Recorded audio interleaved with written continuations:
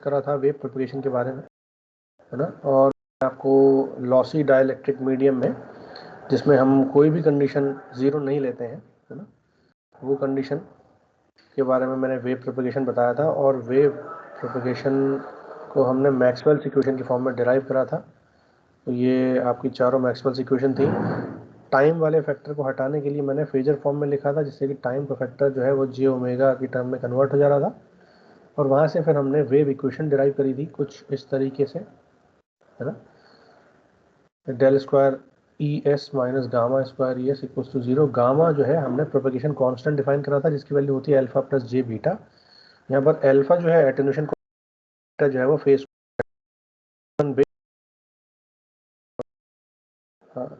value these we have identified the values of alpha and beta, है ना। और ये मैंने आपको कुछ इस तरीके से एक्सप्रेशन लिखवा दिया था और बताया था कि मैं नेक्स्ट लेक्चर में अल्फा और बीटा की वैल्यू को डिराइव करके बताऊंगा, ठीक है।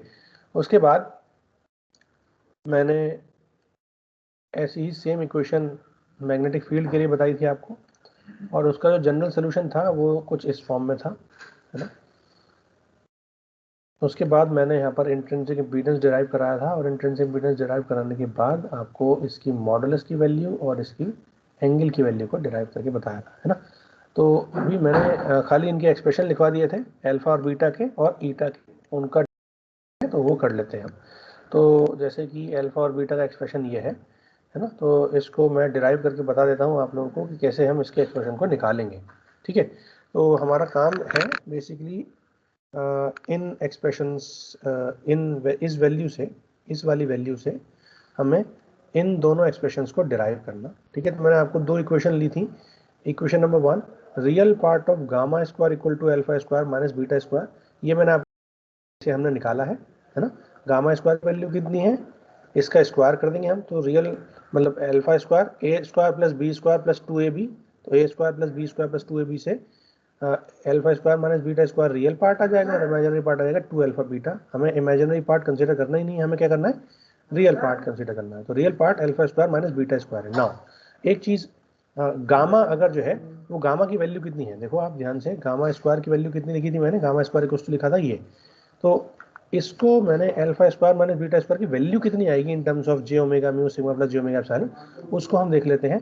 तो वो वैल्यू कितनी आएगी, you can now see that gamma square मतलब मुझे इसका रियल पार्ट देखना है। Real part of gamma square क्या होगा, real part of gamma square equals to real part of this, ठीक है। नाउ हम इसमें रियल और इमेजिनरी पार्ट सेपरेट कर लें, हमें रियल पार्ट निकालना है बेसिकली, है ना। तो रियल पार्ट निकालने के लिए हम क्या करेंगे, हम इसमें से रियल पार्ट सेपरेट करेंगे। तो सबसे पहले मैं क्या करूँ, मैं मल्टीप्लाई कर दूँ इसकी, ठीक है। तो ये हो जाएगा जे omega mu sigma minus J into जे यानी माइनस, है ना, J square minus omega square mu epsilon, तो ये हो जाएगा minus omega square mu epsilon. और अगर मैं इसका रियल पार्ट देखूं तो इसका रियल पार्ट क्या है, इसका रियल पार्ट है ये। तो अगर मैं alpha square minus beta square देखता हूं तो alpha square minus beta square यानी real part of gamma square कितना आ जाएगा, माइनस का ओमेगा स्क्वायर म्यू एप्सिलॉन आ जाएगा, ठीक है। Similarly mod of alpha gamma square कितना आएगा, अब गामा स्क्वायर की एब्सोल्यूट वैल्यू निकालनी है आपको। दैट मीन्स आपको गामा स्क्वायर की एब्सोल्यूट वैल्यू निकालनी है, मतलब आप इसमें रियल और इमेजिनरी पार्ट सेपरेट कर लो। रियल पार्ट सेपरेट करोगे तो क्या है ना, उसका स्क्वायर कर देंगे हम लोग, ठीक है। तो आप देखो गामा का मॉड, ठीक है, गामा स्क्वायर का मॉड, गामा स्क्वायर कितना था, गामा स्क्वायर था ये, ठीक है। और ये मैंने शायद आपको डिराइव भी करा के दिया बताया था कि गामा स्क्वायर का मॉड कितना आया था, that is alpha square plus beta square, ठीक है। अब अगर मैं इसकी फॉर्म में देखूं तो इसकी फॉर्म में गामा स्क्वायर का मॉड कितना आएगा वो हम आराम से निकाल सकते हैं, ठीक है। कैसे निकालेंगे, बहुत आसान है, सिमिलर जैसे हमने इस चीज़ को करा है ऐसे ही हम यहाँ पर रियल पार्ट सेपरेट कर रहे थे तो रियल पार्ट आ रहा था, यहाँ पर हमें उसका मॉड निकालना है, मतलब हमें रियल और इमेजिनरी पार्ट सेपरेट करके उन दोनों को ऐड कर देना है स्क्वायर के साथ और फिर उसका अंडर रूट ले लेना है, ठीक है। तो मैं थोड़ा सा इधर कर देता हूँ क्योंकि यहाँ पर जगह कम है। हमें निकालना है, अब क्या निकालना है हमें, हमें निकालना है मॉड ऑफ गामा स्क्वायर, ठीक है, मॉड ऑफ गामा स्क्वायर। और इसकी वैल्यू जो आई थी वो आई थी एल्फा बीटा स्क्वायर, ठीक है, ये हम डिराइव कर चुके थे लास्ट लेक्चर में। अब देख लेते हैं कि कैसे आएगी। ठीक है, इसकी value in terms of omega epsilon beta, omega epsilon sigma के उसमें के फॉर्म में क्या आएगी।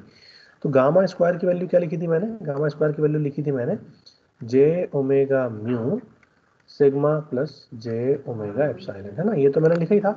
अब आप मुझे बताओ कि अगर मैं इसका रियल पार्ट सेपरेट कर लूँ और इसका इमेजिनरी पार्ट सेपरेट कर लूँ, फिर उन दोनों को स्क्वायर करके ऐड कर दूँ तो क्या आ जाएगा, ये आ जाएगा। ठीक है, नाउ अगर मैं इसका रियल पार्ट देखूँ तो अभी हमने थोड़ी देर पहले डिराइव करा रियल पार्ट, है ना, रियल पार्ट डिराइव हमने करा और रियल पार्ट डिराइव करके क्या आया था, ये आया था, है ना, J omega mu sigma minus square mu epsilon. तो इसको हम यहाँ लिख लेते हैं माइनस का omega square mu epsilon plus J और ओमेगा म्यू सिग्मा, है ना, ओमेगा म्यू सिग्मा, ये मेरा क्या आ जाएगा, रियल और इमेजिनरी पार्ट दोनों आ जाएंगे। अब मुझे क्या करना है, मुझे अल्टीमेटली इन दोनों को क्या कर देना है, इन दोनों की वैल्यू को लिखना है। ठीक है, तो alpha square plus beta square यानी इसका मॉड हमें निकालना है बेसिकली। तो रियल पार्ट यानी ये इसका स्क्वायर और इमेजिनरी पार्ट यानी ये इसका स्क्वायर, और फिर उसका अंडर रूट ले लेंगे तो क्या आ जाएगा, ये आ जाएगा। ठीक है, तो इसकी वैल्यू क्या आएगी, इसकी वैल्यू आएगी रियल पार्ट का स्क्वायर, रियल पार्ट कितना है minus of omega square mu epsilon, तो minus of omega square mu epsilon का स्क्वायर प्लस इमेजिनरी पार्ट कितना है ओमेगा म्यू सिग्मा का स्क्वायर और फिर उसका अंडर रूट, ये मेरा क्या आ जाएगा, ये मेरा आ जाएगा मॉड गामा स्क्वायर। ठीक है, और अब यहाँ पे अगर हम माइनस का स्क्वायर करते हैं तो क्या आ जाएगा, यहाँ पर आ जाएगा ओमेगा स्क्वायर म्यू एप्सिलॉन का होल स्क्वायर प्लस, ठीक है, omega mu sigma, omega mu sigma का स्क्वायर और फिर उसका अंडर रूट। अब अगर मैं कॉमन ले लूँ इसमें से कुछ तो क्या कॉमन आ जाएगा, देखो एक तो ओमेगा स्क्वायर कॉमन आ जाएगा, है ना, यहाँ पर म्यू कॉमन है तो यहाँ पर म्यू स्क्वायर भी कॉमन ले सकते हो आप। ठीक है, अगर मैंने ये कॉमन ले लिया तो क्या बचा, तो यहाँ पर बचा, देखो यहाँ तो ओमेगा स्क्वायर बचेगा क्योंकि ओमेगा की स्क्वायर की पावर 2 है, मतलब ओमेगा की पावर 4 है, तो ओमेगा 2 कॉमन ले लिया मैंने, आ गया, और एप्सिलॉन बचेगा यहाँ पर, ओमेगा ले चुका हूँ तो क्या बचेगा यहाँ पे, सिग्मा स्क्वायर बचेगा और उसका अंडर रूट आएगा यहाँ पे। ठीक है, अब जब मैं ओमेगा स्क्वायर म्यू स्क्वायर को बाहर ले लूंगा अंडर रूट से तो ये आ जाएगा ओमेगा म्यू। ठीक है, और क्या बचेगा, अंडर रूट ऑफ बाकी सारी चीज। अब मैंने आपको ध्यान से देखा होगा आपने, तो मैंने sigma divide by omega epsilon की फॉर्म में सारी चीजें लिखी हैं, तो मैं ओमेगा एप्सिलॉन और कॉमन ले लेता हूँ। ठीक है, तो जब ओमेगा एप्सिलॉन और कॉमन लेता हूँ तो यहाँ क्या आएगा, ओमेगा स्क्वायर एप्सिलॉन स्क्वायर मैंने कॉमन ले लिया, तो यहाँ क्या बचा, यहाँ बचा 1 और यहाँ बचा सिग्मा अपॉन ओमेगा एप्सिलॉन का होल स्क्वायर। ठीक है, और अगर मैं ओमेगा स्क्वायर एप्सिलॉन स्क्वायर को दोबारा अंडर रूट से बाहर ले लूँ तो ये क्या आ जाएगा, this will become omega square mu epsilon under root of 1 plus sigma divide by omega epsilon. ठीक है, ये वैल्यू किसकी आई, ये वैल्यू आई गामा स्क्वायर की। ठीक है, अब हम क्या करेंगे, अब हमें इस चीज को इस वाली इक्वेशन में रख देना है, पुरानी वाली जो इक्वेशन थी, है ना, ओमेगा स्क्वायर म्यू एप्सिलॉन, यहाँ पर इक्वेशन नंबर 2 में ये हो जाएगा omega square mu epsilon under root of 1 plus sigma divide by omega epsilon का होल स्क्वायर। ठीक है, इस इक्वेशन में रख देंगे। अब हम इन दोनों को ऐड और सब्ट्रैक्ट करेंगे। ठीक है, तो मैं इसको उधर ही लिख लेता हूँ क्योंकि इधर लिखने में ज़्यादा आसानी है ना, ये मेरी वैल्यू है किसकी, alpha square plus beta square की। ठीक है, और एक वैल्यू है मेरी alpha square minus beta square की, और वो वैल्यू कितनी है, माइनस का ओमेगा स्क्वायर क्या था mu omega square mu epsilon. ठीक है, ओमेगा स्क्वायर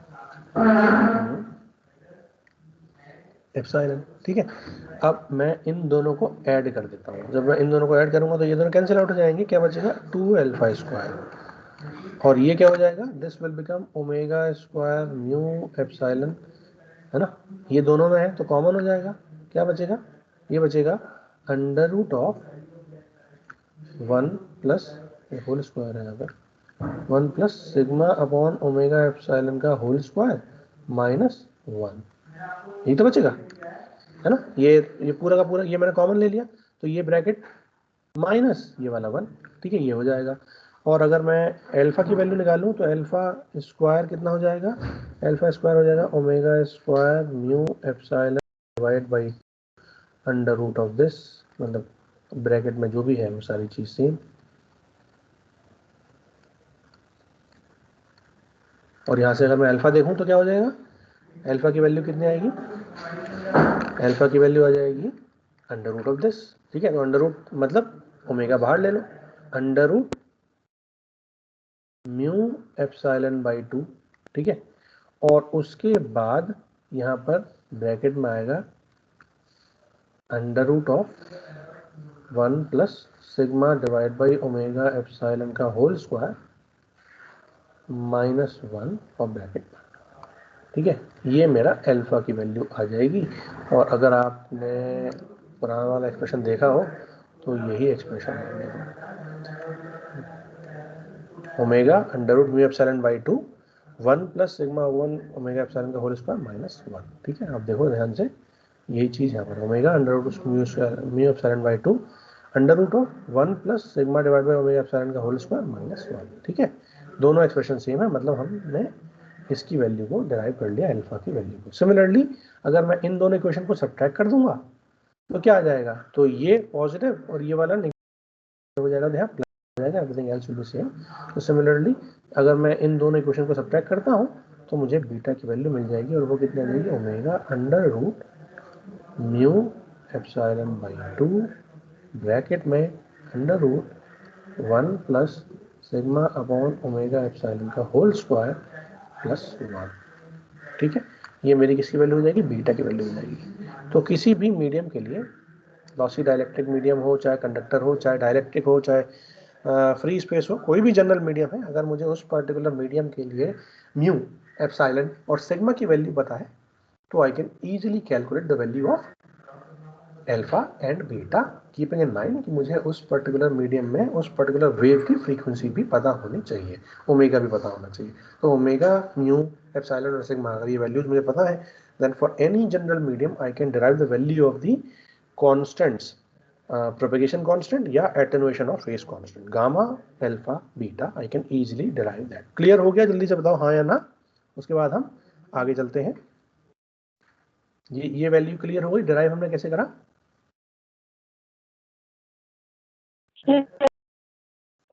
सब लोगों को क्लियर हो गया, यस सर, ठीक है ना। अब हम चलते हैं, अभी अब हमने उसके बाद वेव इक्वेशन डिराइव करी थी पूरी, और यहाँ पर इस इक्वेशन का जनरल सोल्यूशन निकाला था कि ये वेव जो है मेरी पॉजिटिव और नेगेटिव दोनों डायरेक्शन में ट्रैवल करेगी, मतलब फॉरवर्ड और रिवर्स दोनों डायरेक्शन में होगी।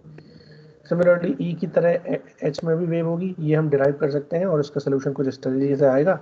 और अगर मैं एच नॉट और ई नॉट को देखूं तो ई नॉट और एच नॉट को हम बोलते हैं कि इन दोनों का रेशियो जो है वो क्या है, ईटा है। Eta is the intrinsic impedance.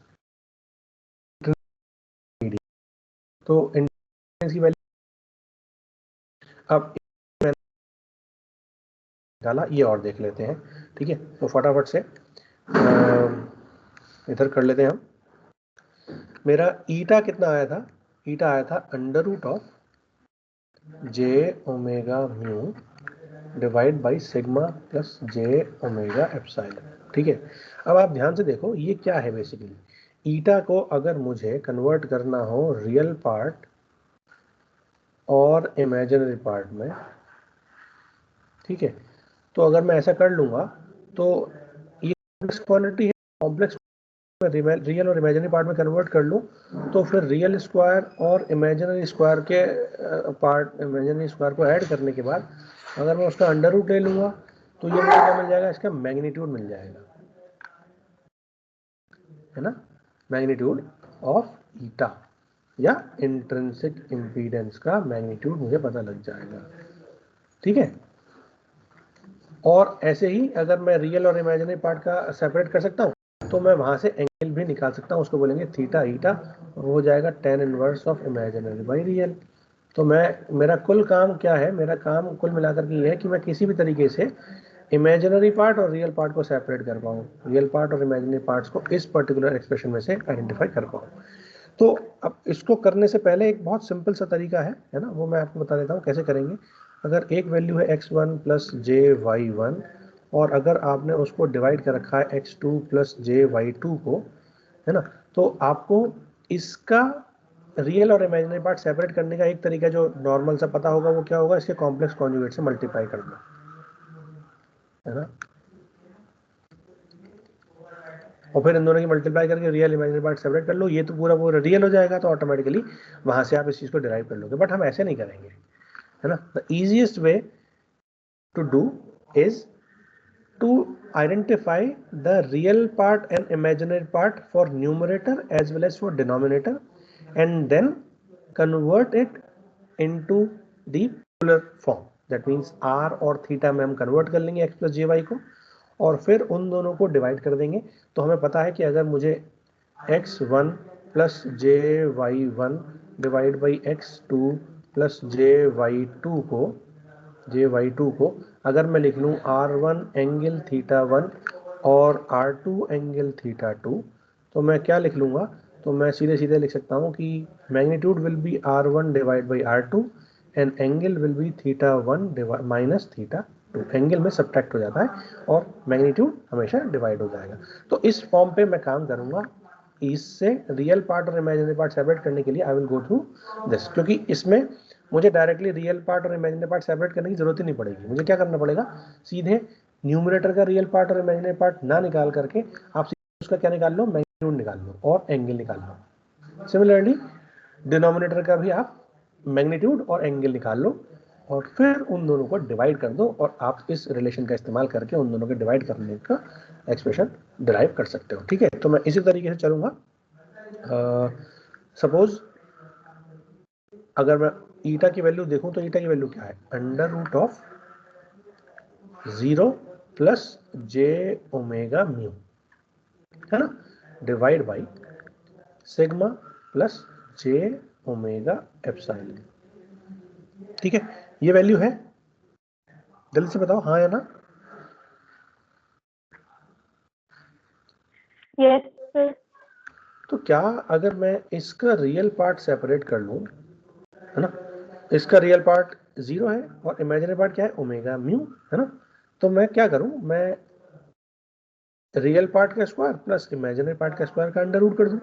लेकिन तरीका और, अगर मैं इस 0 को ऐड ना करूं, है ना, और अगर मैं इस एक्सप्रेशन में जे ओमेगा से डिवाइड कर दूं, ठीक है, तो अगर मैं देखो, अगर मैंने ऊपर और नीचे दोनों तरफ जे ओमेगा म्यू को और सिग्मा प्लस जे ओमेगा एप्सिलॉन को जे ओमेगा एप्सिलॉन से डिवाइड कर दिया, तो क्या आएगा, ऊपर भी मैंने डिवाइड करा जे ओमेगा म्यू को जे ओमेगा एप्सिलॉन से डिवाइड करा और नीचे भी मैंने sigma divide by J omega mu plus J omega epsilon divide by J omega epsilon कर सकता हूँ ना। ऐसे न्यूमरेटर में भी मैंने दोनों को डिवाइड कर दिया, डिनोमिनेटर में भी दोनों को जे ओमेगा एप्सिलॉन से डिवाइड कर दिया।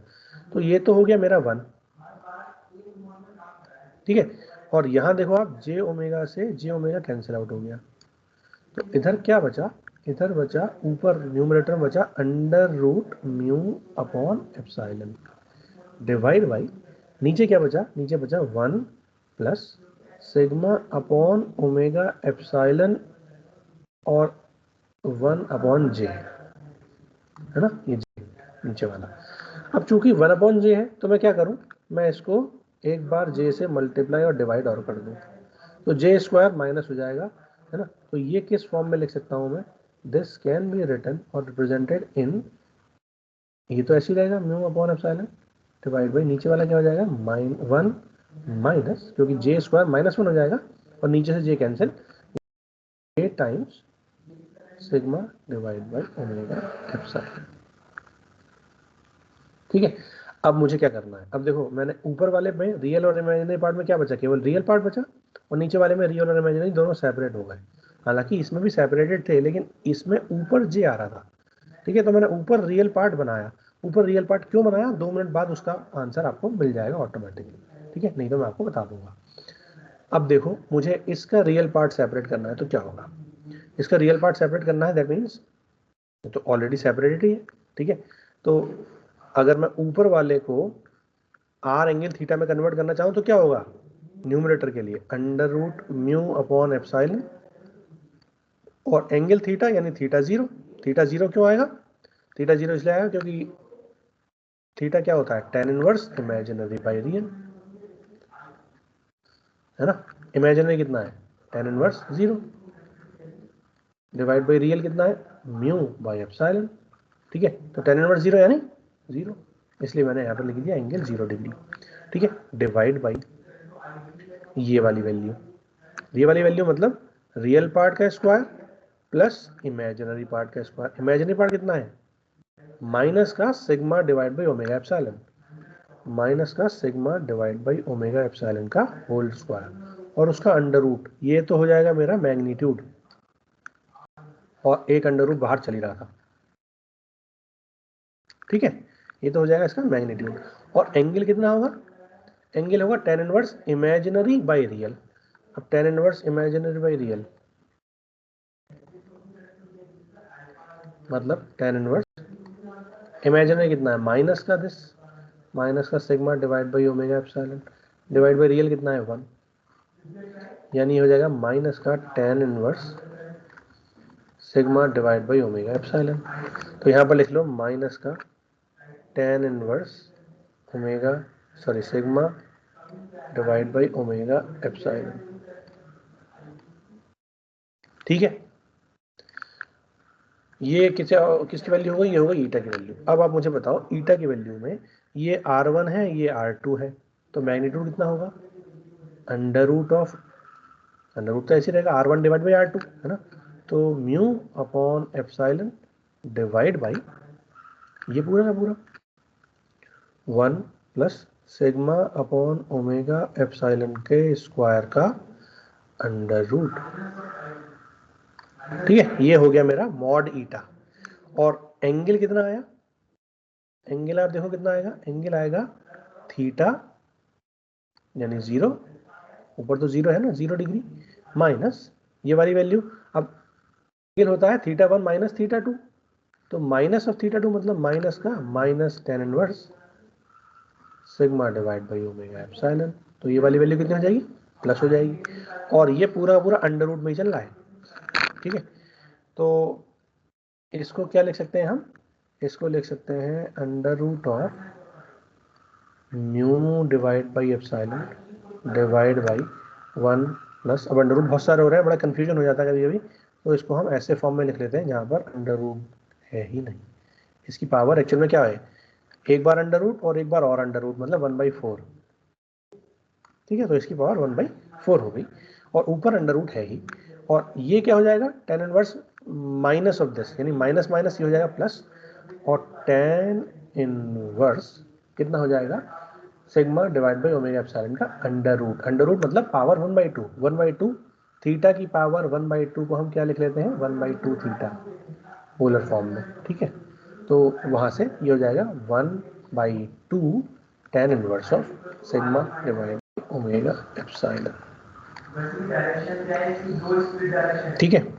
और अगर ये थीटा है, अगर मैं बोलूँ इसको कि ये मेरा थीटा ईटा है ना, तो tan of 2 theta eta equals to sigma divide by omega epsilon, ठीक है। तो ये हो गया मेरा थीटा ईटा की वैल्यू, और ये हो गई मेरे सॉरी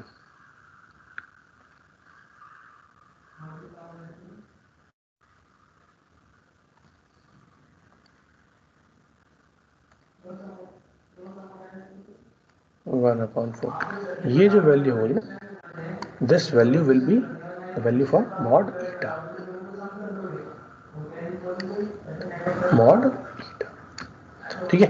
ये मॉड ईटा और ये थीटा ईटा आप देख लो फटाफट से, ये जी मैंने कल आपको डिराइव करके दिखाया था।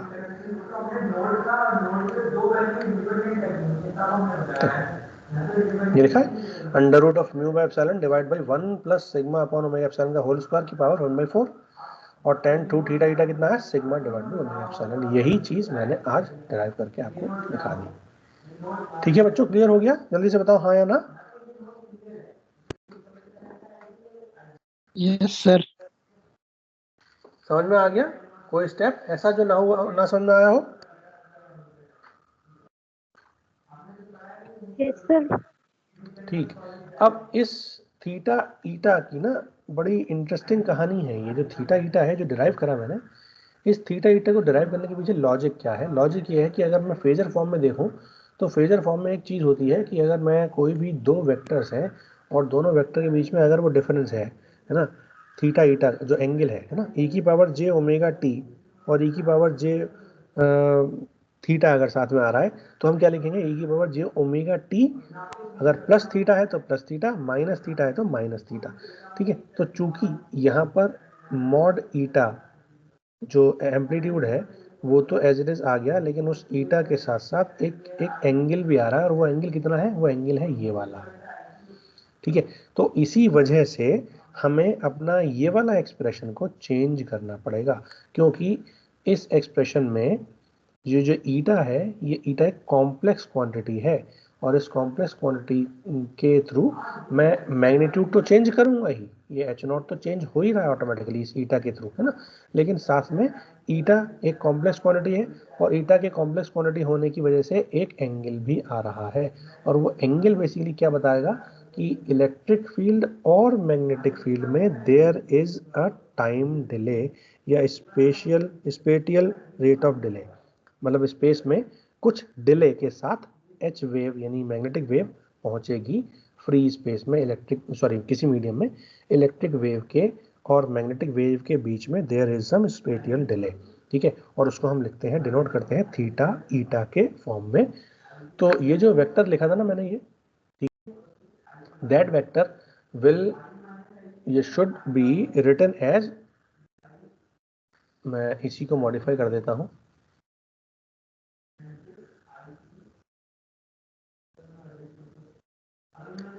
ठीक है, और जो मॉडिफिकेशन है वो मैं ग्रीन कलर से लिख रहा हूँ, क्योंकि ग्रीन कलर से अभी हम आज डिस्कस कर रहे थे। ठीक है, this will B theta eta.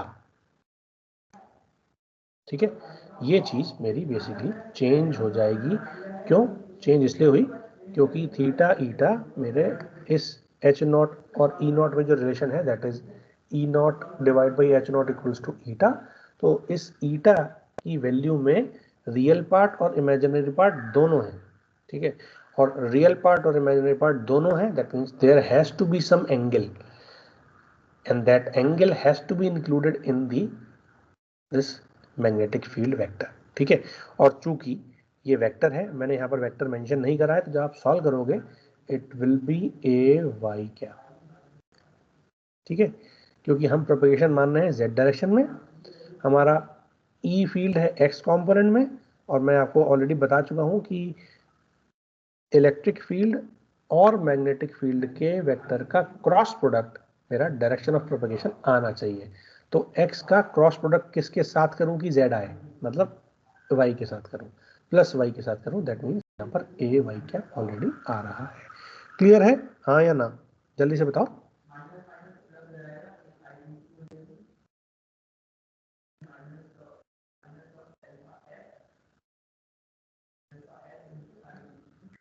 Yes sir. ठीक है ना? अब मैंने आपको उसके बाद एक चीज और बताई थी कि tan 2 theta eta equals to sigma divide by omega epsilon, और इसको अगर मैं tan थीटा रिप्रेजेंट करूं, tan थीटा यानी tan of 2 theta eta equals to tan theta, theta eta और थीटा में ये डिफरेंस है कि वो ट्वाइस है। ठीक है, and that is what, that is equals to sigma divide by omega epsilon. ठीक है, अब ये ऑलरेडी मैं आपको डिराइव करके बता चुका था कि ये दोनों अलग अलग रेशो क्या है। This indicates that the that this sigma indicates that it is the conduction current density, it is representing the conduction current density. ठीक है, and that jd यानी omega epsilon represents the displacement current density. तो अगर मैं कोई भी medium बनाना चाहता हूँ गुड कंडक्टर, तो ये कंडक्शन करंट की वैल्यू बहुत ज़्यादा होनी चाहिए, मतलब sigma divide by omega epsilon, इन दोनों का रेशो बहुत बड़ा होना चाहिए। And when this ratio is in approaching infinity, that means tan theta is approaching infinity, है ना। tan theta is approaching infinity मतलब theta is approaching 90 degree, that means they are perpendicular. ठीक है, ई फील्ड परपेंडिकुलर है H field के। Similarly अगर मैं sigma की वैल्यू को करता हूँ 0, बहुत कम as compare to omega epsilon, तो ऑटोमेटिकली उस पर्टिकुलर के लिए हमें बोलेंगे कि वहाँ पर magnetic field intensity 90 degree lag करेगी। ठीक है, थीटा की वैल्यू हो जाएगी 0 डिग्री, क्योंकि theta sigma divide by omega epsilon की वैल्यू अगर 0 है, ऑलमोस्ट 0 है, that means they are good dielectric. ठीक है, they are propagating in the same direction without any difference. तो ये थीटा ईटा कितना हो जाएगा उस पर्टिकुलर केस के लिए? उस पर्टिकुलर केस के लिए we can say that theta eta will be approximately 0। ठीक है, तो गुड डाइलेक्ट्रिक के लिए it is 0 and good conductor के लिए it is 90। So somewhere in between 0 to 90 this theta eta will vary. ठीक है, क्लियर हो गया? Yes, sir. This angle theta is known as the loss angle.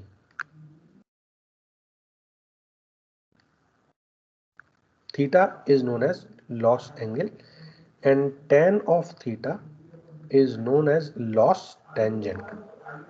Tangent इसलिए क्योंकि tan of angle है, tan है एंगल का, तो इसलिए उसको लॉस टेंजेंट बोलते हैं। ठीक है, और इस लॉस टेंजेंट के थ्रू हमें बेसिकली ये पता लगता है कि कंडक्शन करंट डेंसिटी और डिस्प्लेसमेंट करंट डेंसिटी के बीच में एंगल कितना है। अगर मैं इसको थोड़ा सा एंगल के फॉर्म में दिखाना चाहूँ, फेजर फॉर्म में, तो मैं ऐसे भी बना सकता हूँ इसको कि अगर ये और ये दोनों आपस में परपेंडिकुलर हैं, दोनों करंट डेंसिटीज। ठीक है, और for example this is displacement current density phasor form में, this is conduction current density phasor form में।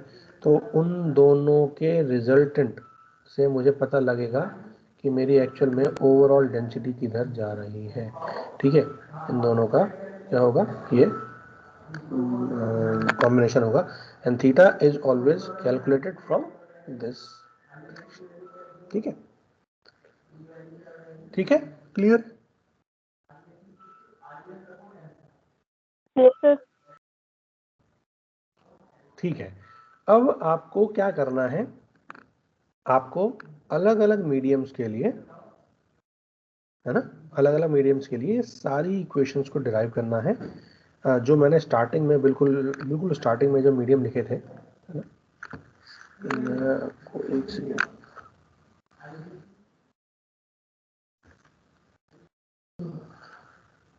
ये जो मैंने मीडियम वाली इक्वेशन लिखी थी ना स्टार्टिंग में, कि कौन कौन से मीडियम्स हैं और कैसे हम क्लासिफाई करते हैं ये।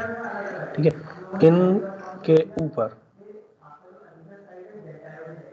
इनके ऊपर आपको मीडियम, इन मीडियम्स के लिए आपको वेव इक्वेशंस डिराइव करनी है, अल्फा बीटा गामा ईटा की वैल्यूज डिराइव करनी है, ये कंडीशंस एज्यूम करते हुए। तो आप क्या करोगे, सिंपल, आपको कुछ ज़्यादा एक्स्ट्रा नहीं करना है। आपको क्या करना है, एक चीज़ का ध्यान रखना है कि अगर मेरा अल्फा की वैल्यू है omega under root mu epsilon by 2 1 plus sigma divide by omega epsilon का होल स्क्वायर का अंडर रूट -1।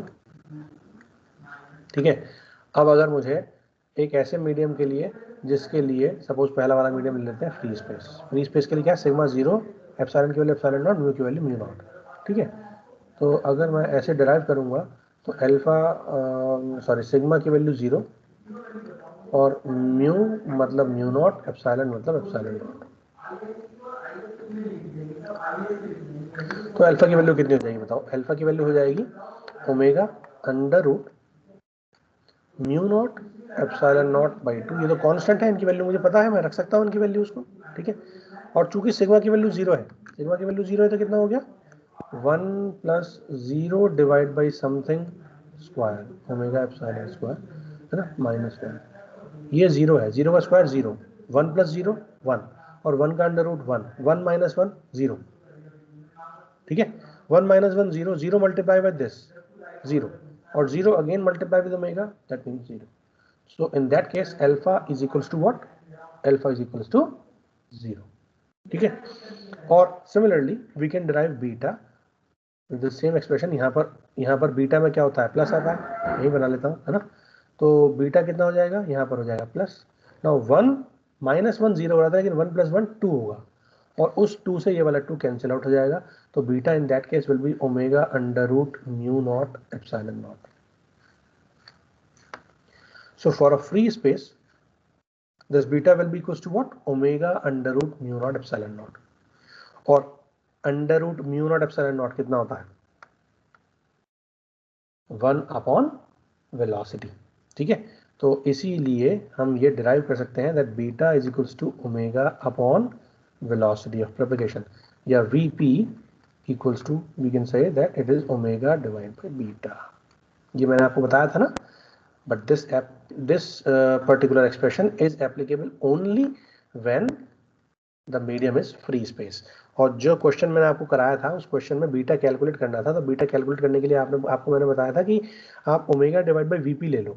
लेकिन वो क्यों ले लेते हैं? वो हम इसलिए ले सकते हैं क्योंकि इस केस में अल्फा की वैल्यू 0 होती है, बीटा की वैल्यू ही सारी की सारी आती है। Beta is the phase constant, और उसकी वैल्यू यहाँ पर 0 नहीं आती है, बिकॉज वो दोनों वैल्यू ऐड हो रही हैं, और उस ऐड होने की वजह से बेसिकली ये वैल्यू कुछ ना कुछ आती है। ठीक है, ये चीज क्लियर हो गई। वेलोसिटी ऑफ प्रोपेगेशन और बीटा के फॉर्म में बीटा और ओमेगा का रिलेशन क्या है? क्लियर हो गया ना? जल्दी बोलो बच्चों। Yes sir. ठीक है, अब किसी और जनरल मीडियम के लिए बिल्कुल सेम इसी तरीके से डिराइव कर सकते हैं। सिमिलरली ईटा और डिराइव कर देता हूं मैं फ्री स्पेस के लिए। ईटा कितना था? ईटा की वैल्यू थी under root of J omega mu divide by sigma plus J omega epsilon. अब वो लंबा वाला फार्मूला मॉड ईटा क्या है और मॉड थीटा ईटा क्या है वो मैं नहीं लिख रहा, मैं इसी से डिराइव कर लेता हूँ, क्योंकि यहाँ पर सिग्मा की वैल्यू 0 है। तो जब सिग्मा की वैल्यू 0 है ना, sigma equal to 0, mu equals to mu naught and epsilon equals to epsilon naught, ये सारी वैल्यूज आप इसके अंदर रख दो। ठीक है, तो क्या आएगा? ईटा की वैल्यू आ जाएगी under root of J omega mu not divide by 0 plus J omega epsilon naught. 0 तो हट गया, और जे ओमेगा से J omega cancel. This will be what? This will be under root of mu not divide by epsilon naught. और mu naught की value कितनी होती है? इट्स 4 पाई इंटू 10 पावर -7, है ना, डिवाइड बाई इसकी होती है 1/36 पाई इंटू 10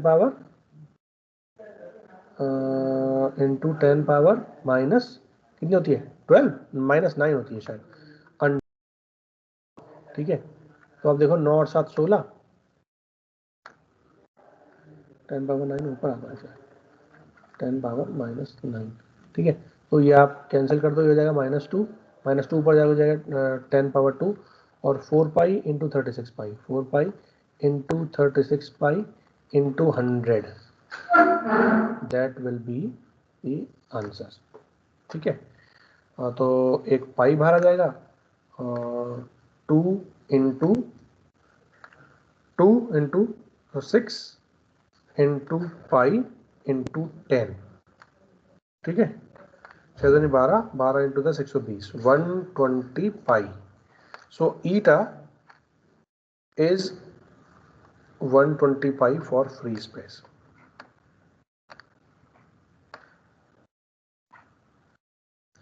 यानी फ्री स्पेस में जो मेरी इलेक्ट्रोमैग्नेटिक वेव प्रोपेगेट करती हैं वो फ्री स्पेस के अंदर 120 पाई ओम्स का रेजिस्टेंस फेस करती हैं। यानी फ्री स्पेस मीडियम भी इलेक्ट्रोमैग्नेटिक वेव को 120 पाई ओम्स का एक रेजिस्टेंस को वेव भी रेजिस्टेंस महसूस करती हैं फ्री स्पेस में भी इवन। ठीक है, even in the absence of no conductor, no charge, but still there is a you can say the impedance. ठीक है, क्लियर हो गया।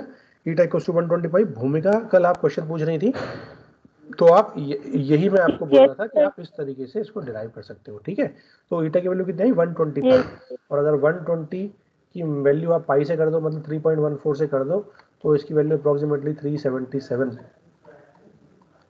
ओम्स हम लिख सकते हैं। ठीक है, तो either you can choose 120 pi or you can choose 377 ohm to represent the free space characteristic impedance, that is eta. ठीक है, तो eta फ्री स्पेस के लिए कितना हो गया, 120 पाई हो गया. ठीक है, क्लियर हो गया. Yes sir. अब ये जो अल्फा है ना, इस अल्फा को हम, अल्फा की यूनिट क्या होती है ना, अल्फा की यूनिट के लिए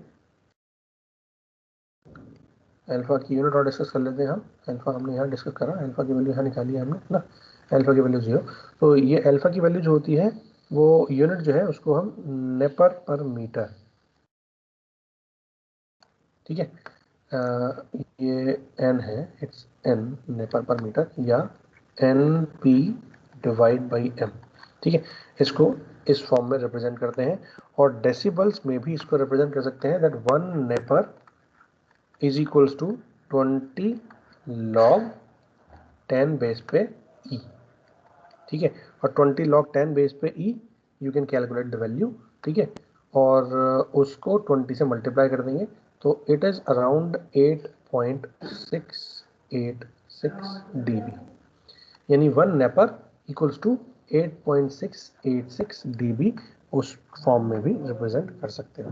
ठीक है, अब आप ध्यान से देखो, जो मैंने मीडियम स्टार्टिंग में बताए थे आपको, उस मीडियम में अगर कहीं पे भी सिग्मा की वैल्यू 0 है,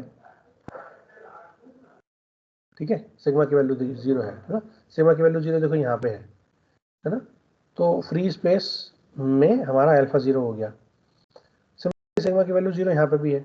अब सिग्मा की वैल्यू 0 अगर होगी तो ऑटोमेटिकली वो क्या करेगा, सिग्मा की वैल्यू 0 होगी तो वो इस वाले पोर्शन को 0 कर देगा. और जब ये 0 हो जाएगा तो 1 + 0 यानी 1 और 1 - 1 यानी 0. यानी अगर सिग्मा की वैल्यू 0 है, बाय डिफॉल्ट अल्फा 0 हो जाएगा. ठीक है, तो आप देख सकते हो एटेन्यूएशन कांस्टेंट मेरा फ्री स्पेस के लिए 0 है. That means we are assuming that there is no loss in the wave, the amplitude of the wave when the wave is traveling in the free space, even though the resistance is offered by the medium, but there is no loss in the amplitude. Similarly dielectric अगर मैं देखूं तो dielectric दो type dielectric की बात करता हूं, तो lossless dielectric में सिग्मा की वैल्यू 0 है. That means again in that particular case 2 we have alpha equals to 0. ठीक है, सिमिलर और लॉसी डायलैक्ट्रिक में हमने डिराइव कर लिया, और गुड कंडक्टर के लिए will derive in the next lecture. ठीक है, एक चीज़ और है वो और बता देता हूँ. जैसे मैंने आपको बताया था कि ये जो वैल्यू है बेसिकली हमने E जो डिनोट करा है ना, तो क्या लिखा था हमने, E as a function of Z and as a function of T, है ना. तो हमने क्या लिखा था, इसको लिखा था E0 e to the power minus alpha Z cos of omega T minus beta Z AX cap. ठीक है, और ये मेरा था वोल्ट पर मीटर में जो भी है. तो आप इसमें ध्यान से देखो, अगर मेरे वेव का एम्पलीट्यूड चेंज हो रहा है, दैट मीन्स उस पर्टिकुलर मीडियम में अल्फा की वैल्यू 0 नहीं है. अल्फा की वैल्यू सीधे सीधे डिपेंड करती है किस पे, सिग्मा पे. तो अगर सिग्मा 0 है then the medium will definitely offer alpha equals to 0. If it is non-zero, then we have some value of alpha, that means the wave is getting decreasing. तो अगर एक मीडियम ऐसा है जिसमें अल्फा की वैल्यू 0 है या उसके अंदर कंडक्टिविटी 0 है, that means it will by default tell me that there is no decrement in the amplitude of the wave after traveling z distance. कितने भी डिस्टेंस ट्रैवल कर ले, it won't have any effect of the amplitude decrement. Amplitude decrement किसकी वजह से होगा, इसकी वजह से होगा. और ये तो मुझे पता है कि इसकी वैल्यू क्या होती है, एक बार +1, एक बार 0, एक बार -1. तो अगेन 1 से 0 की -1 की में घूमता रहेगा ये साइनोसाइडल वेव के फॉर्म में. ठीक है, बट ये जो चीज़ है ना, this will decrease the amplitude. तो लॉजिकली अगर मैं इसका एक्सप्रेशन देखूं तो ये क्या आना चाहिए, ये कुछ इस तरीके का आना चाहिए था, है ना. अगर अल्फा की वैल्यू नॉन जीरो है तो अल्फा इज नॉन जीरो. ठीक है, तो e की पावर माइनस अल्फा z कुछ इस टाइप से होगा अगर मैं z इधर ले रहा हूं तो. ठीक है, लेकिन अगर अल्फा 0 नहीं है तो ये होगा, अल्फा 0 है तो we assume that there is only a change in the amplitude of the wave as the function of the phase only. ठीक है, बाकी चेंज नहीं होगा. तो यही रीज़न है कि अगर मेरा लॉसलेस डाइलेक्ट्रिक मीडियम है या फ्री स्पेस है, we can say that there is no change in the amplitude even after traveling so many distance. और अगर मेरा एक गुड कंडक्टर है या एक लॉसी डाइलेक्ट्रिक है जहां पर सिग्मा की वैल्यू 0 नहीं है, उस केस में वेव का एम्पलीट्यूड डिक्रीज होगा और after a certain instant of time we will be saying that it is approaching 0. That means वो वेव इतने डिस्टेंस ट्रेवल करने के बाद उस मीडियम में ही वैनिश हो जाती है. ये हम तब बोलेंगे जब मेरा मीडियम या तो कंडक्टर होगा, क्योंकि कंडक्टर के लिए सिग्मा की वैल्यू 0 नहीं होती है, सिग्मा इज नॉन जीरो ना, या फिर लॉसी डाइलेक्ट्रिक होगा. तो उन दोनों ही केस के लिए जब मेरी सिग्मा की वैल्यू नॉन जीरो है, then only will be saying the wave is vanished after travelling certain distance within the medium. Clear हो गया? हाँ या ना, जल्दी से बताओ. Yes sir. पक्का? Yes sir. ठीक है. अब हम एक चीज और डिस्कस कर लेते हैं. अभी हमने बात कर लिया फ्री स्पेस में, अब हम बात कर लेते हैं लॉसलेस डाइलेक्ट्रिक की. तो लॉसलेस डाइलेक्ट्रिक में हमने क्या लिया था? लॉसलेस डाइलेक्ट्रिक के अंदर हमारा क्या चीज चेंज आएगी वो और देख लेते हैं, है ना. तो लॉसलेस डाइलेक्ट्रिक में हमने क्या बोला था? Sigma equal to 0. Sigma equal to 0, epsilon की वैल्यू भी एप्सिलॉन आर एप्सिलॉन नॉट है और म्यू की वैल्यू भी म्यू आर म्यू नॉट है. ये मैं ऑलरेडी आपको फर्स्ट लेक्चर में इस यूनिट के फर्स्ट लेक्चर में बता चुका हूँ. अब आप अल्फा की वैल्यू कैलकुलेट करो. अल्फा मुझे पता है कि अगर सिग्मा 0 है तो अल्फा की वैल्यू 0 है ना. और बीटा की वैल्यू क्या होती है? बीटा की वैल्यू जब सिग्मा 0 है तो बीटा की वैल्यू भी फिक्स है, omega under root mu epsilon. ठीक है. तो बाय डिफॉल्ट अल्फा की वैल्यू 0 और बीटा की value omega under root mu epsilon निकालने की कोई ज़रूरत नहीं है. ठीक. अब अगर मैं बात करूं वेलोसिटी ऑफ प्रोपेगेशन निकालने की, तो वेलोसिटी ऑफ प्रोपेगेशन कितनी होगी जल्दी से बताओ. वेलोसिटी ऑफ प्रोपेगेशन 7 है. ठीक है. वेलोसिटी ऑफ प्रोपेगेशन कितना है? ओमेगा डिवाइड बाय बीटा, है ना. तो अगर मैं इसको ओमेगा को omega beta omega under epsilon से डिवाइड कर दूं तो ओमेगा से ओमेगा कैंसिल आउट हो जाएगा. That will be the 1 by under root of mu epsilon. वही मीडियम में, जिस मीडियम की उस मीडियम में जो वेलोसिटी होगी वो वेलोसिटी आप डायरेक्टली इससे निकाल सकते हो. That is true. हम पुराने वाले एक्सप्रेशन से भी हमने डिराइव करा था और यहाँ पे भी यही चीज आ रही है. ठीक है. अब अगर ईटा की, तो ईटा कितना है? ईटा है मेरा under root J omega mu divide by sigma plus J omega epsilon. Sigma की वैल्यू 0.